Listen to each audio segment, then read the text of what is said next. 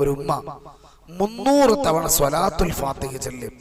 اللهم صل على سيدنا محمد الفاتح لما أغلق والخاتم لما سبق ناصر الحق بالحق والهادي إلى صراطك المستقيم وعلى آله حق قدره ومقداره العظيم.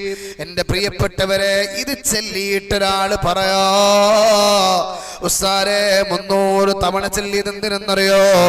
അർജുന് വേണ്ടിയിട്ടാ.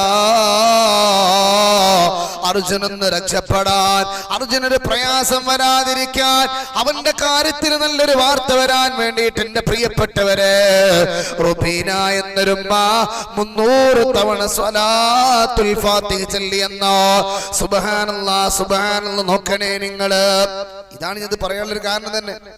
നമ്മുടെ ഒരു പ്രിയപ്പെട്ട സഹോദരന് വേണ്ടി എല്ലാവരും സങ്കടപ്പെടുക. അവിടെ മതം നോക്കുന്നില്ല. ഈ ഒരു സൗഹൃദം എന്ന് നിലനിൽക്കണം. അള്ളാഹു